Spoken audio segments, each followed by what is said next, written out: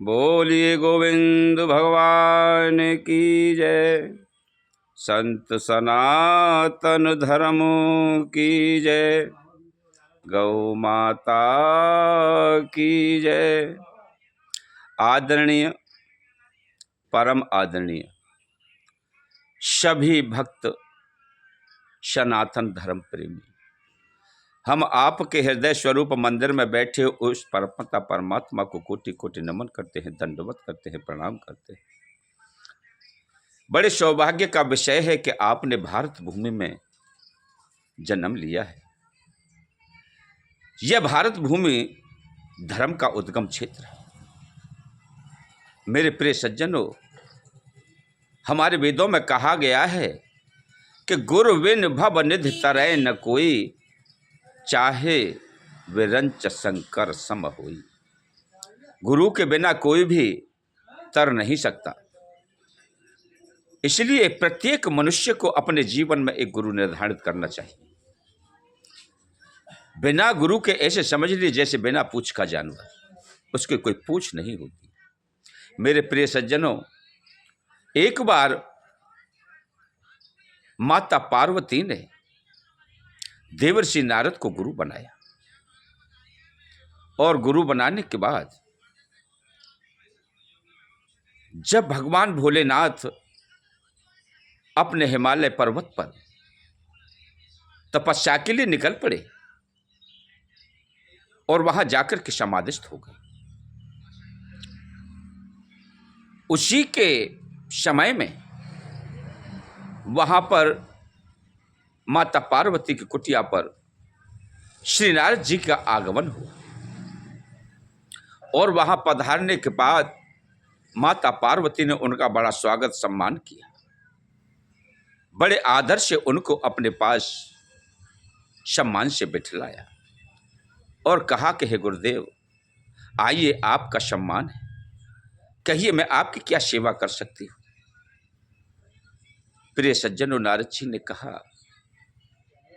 कि पार्वती, आप सेवा क्या करोगे? आप एक बात बताएं हमें कि आप को भोलेनाथ कितना प्रेम करते हैं।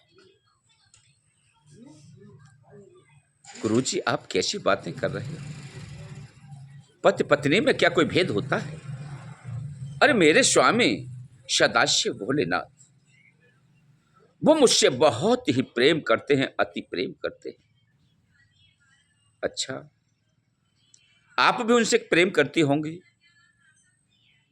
क्यों, कभी ऐसा भी होता है क्या कि पत्नी पति से प्रेम ना करे?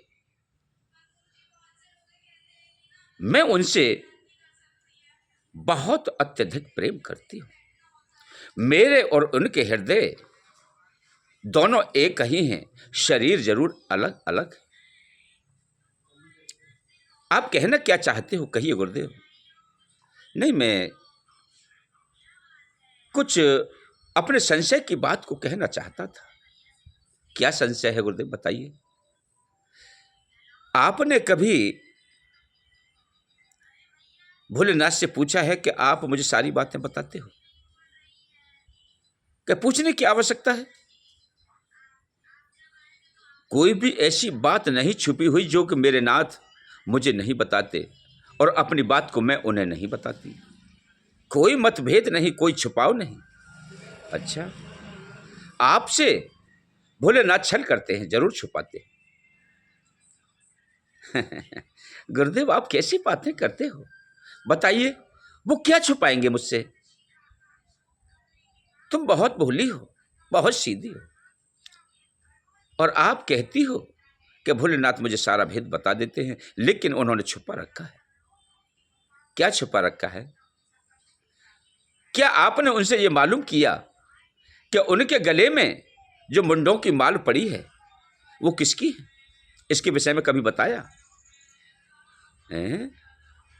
हाँ हाँ हाँ गुरुदेव, इसके विषय में तो आज तक न मैंने पूछा और न उन्होंने कभी मुझे बताया। इसके बारे में तो मैं बिल्कुल ही अनभिज्ञ हूं।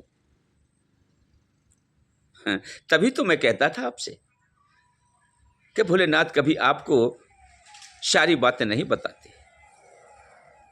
आज अगर आ जाएं तो उनसे इस विषय में पूछना कि हे प्राणपति, हे दया के सागर, हे भोलेनाथ, आप बताइए मुझे कि ये आपके गले में मुंडों की माल किसकी है। जैसे ही नारद जी वहां अपनी मंत्रणा पढ़ा करके पार्वती को जा रहे थे, उसी समय भोलेनाथ का उधर आगमन शुरू हो गया। मेरे प्रिय सज्जनों, भोलेनाथ आते हैं और उन्होंने नारद जी को जाते हुए देख लिया।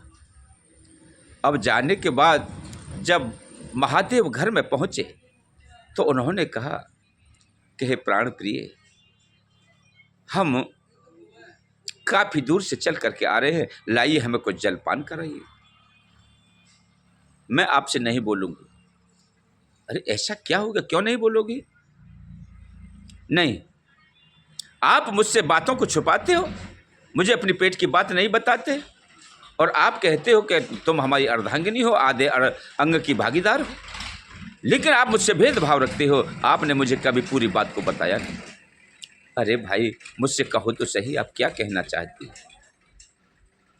आपने कभी इसके विषय में बताया जो आपके गले में मुंडों की माल पड़ी हो, ये किसकी है, क्यों पड़ी है?